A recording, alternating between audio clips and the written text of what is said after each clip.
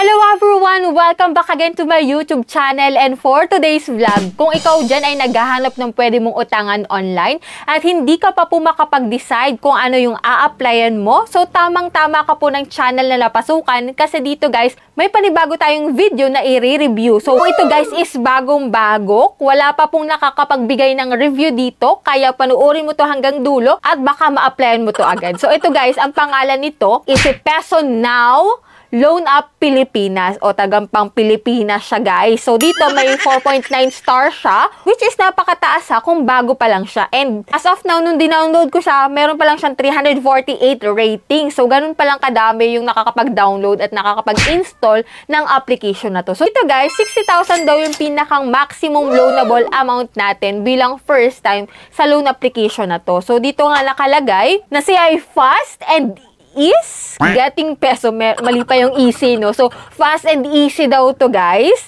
Affordable. Ayan, affordable daw. So, bali guys, binabasa ko yung kanyang ads, no? Kasi ito yung makikita ng tao, kaya medyo pinapaganda nila itong mga ads nilang ganito. Pero wag kayong maiengganyo agad sa mga ads na yun. Kasi minsan talagang malayo dun sa kanilang ads yung pinapalo nila kung ano yung meron sa app nila. Kaya ito nga, nire-review natin siya para sa inyo. And yan nga, sabi dito, affordable nga. To protect the security of your account, please authenticate it first. Yan. So, swift processing, secure and defendable. Ngayon, aalamin na natin kung magkano ba talaga bilang first time ang ipapaloan sa atin ni Peso Now. And hoping tayo guys na itong si Peso Now ang bagong maaasahan natin ngayong 2024.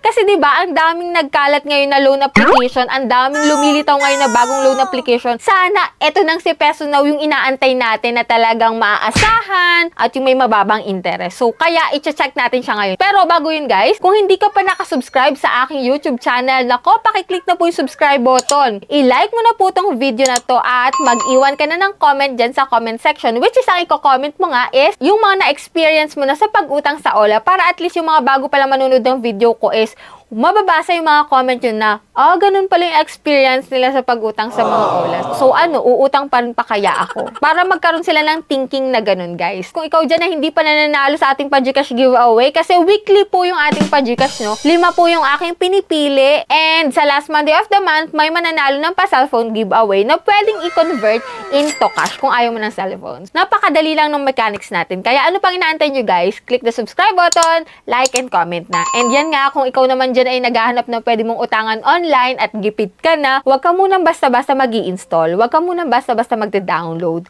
Manood ka muna ng mga reviews about do sa loan application na applyan mo. And ito nga guys, bago na naman tong si Peso Now, kaya ano, i-review natin siya. So keep on watching.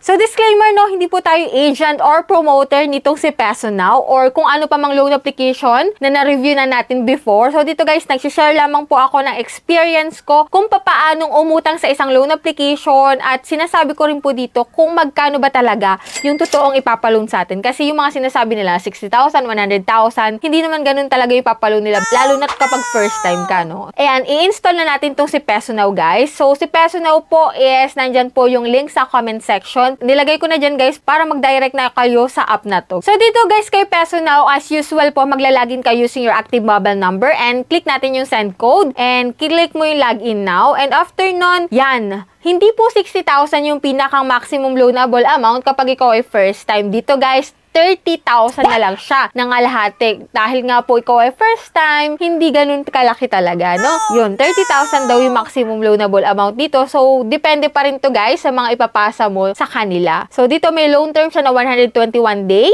and interest rate na 0.05% per day. And click na natin yung start a loan. And ito po guys, no, ito yung mga valid ID na pwede dito. So, pipili ka lang naman dito guys ng isa. And ito po yung mga recommended ID type dito, driving license, UMID, passport, national ID, TIN, and health card. So, kung wala ka naman ganyan guys, may other option naman sila which is postal ID, PRC, SSS, Pag-ibig, and voter ID. And yan, click mo yung next step. So, yan, pipicturean mo lang naman po yung ID mo dito and facial facial recognition ka. And after nun, may ilang fill upan ka lang po dito about your personal information, sa work information. Sa emergency contacts naman guys, need mo lang po dito mag-provide ng 3 contact number and piliin mo kung sino ilalagay mo dito kasi maaari po nila yung tawagan or i-text, no? And dito naman guys sa withdrawal info, kung saan mo pwedeng ma-receive yung pera mo. Dito guys, pwede sa e-wallet or bank. Dito sa e-wallet, pwede sa GCash, PayMaya, GrabPay, and Coin. So, click mo yung submit after nun. And dito guys, sa pinakang last part,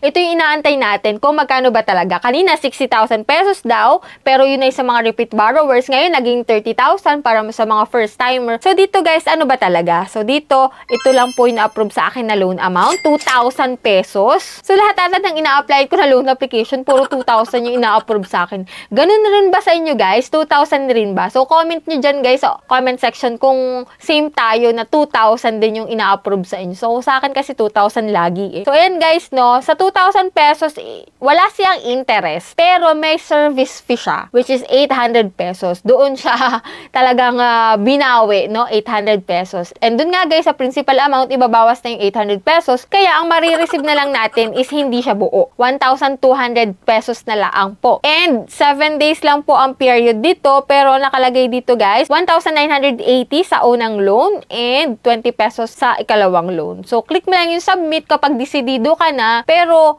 pagkatapos mong mapanood tong video na to, mapapag-isipan mo din talaga kung uutang ka rin dito kay Peso Now, no? And yan nga guys, sa mga nakapag-loan na dyan, paki-comment po dyan kung anong naging experience ninyo dito kay Peso Now. So yan guys, sa mga nagsasabi na ituloy ko daw yung application yan, tinuloy ko na nga, under review na nga siya guys. Ayan, nag-aantay tayo ng ating approval dito. At least, pinakita ko sa video na to kung magkano yung na-approve sa akin bilang first time at magkano yung ibinawas. Ganun din ba guys yung na-approve sa inyo? Kaya i-comment nyo na dyan guys sa comment section kung ganun rin ba. So, yan lang yung vlog natin for today. Sana nagkaroon kayo ng konting idea about dito kay Peso Now na bagong loan application. And sa mga hindi pa po dyan nakasubscribe sa aking YouTube channel, baka naman guys, i-click mo na yung subscribe button. I-on mo na rin po yung notification bell para updated ka sa mga gantong usapan and lalong-lalo na sa mga bagong lumalabas ngayon na loan application. So, bye-bye na muna for now guys. See you on my next vlog.